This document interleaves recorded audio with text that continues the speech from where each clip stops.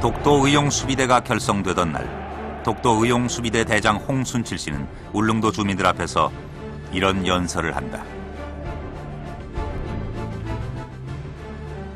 광복의 기쁨은 순식간이었고 우리는 동족 간의 전쟁을 치러 강사는 잿더미가 되고 가족은 흩어졌고 제국주의 망령은 7년 만에 다시 나타나 독도를 강점하려는 이 시점에 대동단결해서 우리의 국토인 독도를 지키자. 하지만 맨몸으로 독도에 들어갈 수는 없는 노릇. 홍순칠 씨는 사제를 털어 폭격기로 무장한 일본 해경 함정을 상대할 최소한의 무기 구입에 나섰다. 우리 이제 홍순칠 씨가 요새로 말하거든 병무처입니다. 네. 옛날에 그 병사국 사령부인데 그게 인맥이 좀 있었어요. 아는 사람이 있어가지고 그래 이제 저하고 둘이 갔어요. 가가지고 사령관은 이제 그날 못 만나고 이제 부산을 만나가지고 이제 우리가 독도로 지키려고 그러는데 현재 무기가 없다. 이걸 좀 줘야 되지 않나. 그렇게 얻어낸 것이 칼빈 소총과 애무한 몇 자루, 가늠자 없는 박격포였다. 홍순칠 씨가 부산 양공주를 통해 구입한 포탄과 총알까지 배에 싣고 그들은 독도로 들어갔다. 또 작전 지휘권이 넘어간 상태에서 독도를 실질적으로 방어할 수 있는 것이 어려웠습니다. 그때 독도 의용수비대가 독도에 가서 실질적으로 그 상황들을 지켜나가게 됩니다. 그런데 1954년 8월 23일 망을 보고 있던 한 대원의 시야에 일본 함정이 포착됐다. 함정은 점점 독도로 다가오고 있었다. 우리는 이제 인원이 적이긴 해. 그 생명이 이제 위협을 넘기기나요, 생명에. 그리고 저 사람들은 이제 뭐 덩치가 크고 말이죠. 그 배가 크고. 저기 이제 유관을 보니 말이죠. 현재 한 간판에 올라왔는 게 뭐 17, 8명, 뭐 21명 되는 기라요. 저기 상륙할 거든 독도에다가 이제 상륙할 거든 우리 다 죽는다. 이래 일방적으로 우리가 쏘고 그랬지.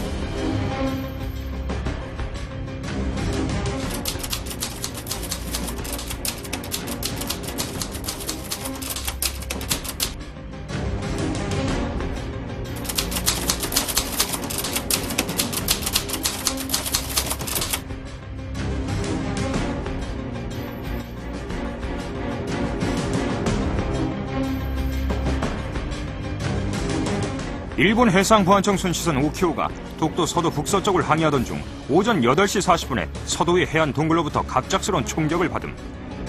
10분간 약 600여 발이 발사됨. 총알 중에 한 발은 배 브릿지의 우현 기관실을 통과하여 지나갔다. 거기서 과감하게 그 지역을 점거하고 지켜나가지 않았으면 전쟁 동안에 아무런 거기 제재를 가할 틈이 없었고 그러해서 일본의 소유로 넘어갈 뻔한 그런 위험한 지경에까지 이르지 않았겠는가 하는 생각을 가집니다. 홍순칠 씨는 독도 의용수비대를 조직하기까지 할아버지 홍재현 옹의 영향을 많이 받았다고 한다. 어린 시절부터 늘 들었던 말이 독도는 우리 땅이며 울릉도의 속도니 울릉도 사람이 잘 보존해서 후손들에게 물려줘야 한다는 할아버지의 말씀이었다. 할아버지는 울릉도를 개척했는데 요즘 밝은 세상에 어찌 독도를 그냥 둘 수 있느냐. 힘든 일이지만 결코 독도를 그냥 둘 수는 없다 하시며 나의 손목을 힘껏 잡으시고 멀리 독도 쪽을 바라보셨다. 홍재현 옹은 조선 정부가 울릉도 개척령을 내린 1883년 처음으로 울릉도에 들어온 이주민이었다. 조선 정부가 일본인들이 불법적으로 울릉도에 입도하여 나무를 벌채하고 조업을 하는 것을 영토관리관이 그것을 발견하게 됩니다. 그리고 난 뒤에 조선 정부에서 울릉도를 개척해야 되겠다라고 해서 개척령을 내립니다. 그리고 난 뒤에 처음으로 입도한 사람이 홍순칠 대장의 할아버지 되시는 홍재현 님이십니다. 범법자들이 숨는 것을 막기 위한 조선 정부의 공도 정책으로 울릉도에는 한동안 사람이 살지 않았다. 1883년에야 비로소 홍재현 옹을 비롯한 이주민들이 정착하며 마을을 형성하게 됐다. 그러나 울릉도와 독도가 우리 영토로 인식된 것은 1500년 전 신라가 우산국을 복속시키면서부터였다. 삼국사기에 따르면 우산국은 동해 바다 사방 백리에 이르는 땅, 즉 울릉도와 우산도를 포함하는 나라였다. 그 후 독도는 우리 역사서에 끊임없이 등장한다. 세종실록 지리지에는 강원도 울진현에 속하는 울릉과 우산을 소개하며 맑은 날 두 섬은 서로 바라볼 수 있다고 기록돼 있다. 신증 동국여지 승남에 실려있는 팔도 총도에도 동해의 울릉도와 우산도가 나란히 표시돼 있다. 이런 기록들을 누구보다 잘 알고 있었던 홍제연홍은 울릉도 높은 산에서 멀리 보이던 동쪽 섬이 고서에 나오는 우산도라 짐작하고 1897년 마을 사람 몇몇과 함께 독도길에 올랐다. 역시 그곳은 풀이 자라지 않는 돌섬 우산도였다. 홍제연홍은 동도에 향나무 한 그루를 심고 그곳에 서식하는 바다사자를 잡아와 울릉도 주민들에게 나누어주었다. 독도에 자주 더 났다 합니다. 그 가보니까 막 물개 천지들 하대. 가니까 그 일본 사람들이 하면 그것도 차지를 하고 그래 그거를 물개를 잡아가지고 하면서 갖고 가니까 아 참 이 물개가 이렇게 있는데 독도는 우리 땅인데 일본인들이 들어와가지고 주인 행사를 하고 있는데 저 어떻게 해야 되나. 홍제연홍은 바다사자를 잡기 위해 독도로 들어온 무라카미라는 동물상과 함께 일본으로 건너갔다. 그리고 그곳 관원에 가서 독도는 한국 땅이니 함부로 들어오지 말라는 당부를 했다고 한다.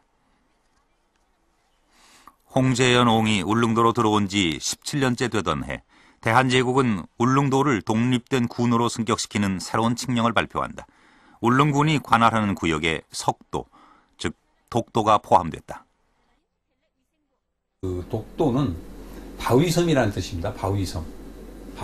그 당시 그 울릉도에는 전라도의 그 주민들이 많이 가서 거기 가서 일하고 있었는데 전라도에서는 바위섬을 독섬이라고 그럽니다.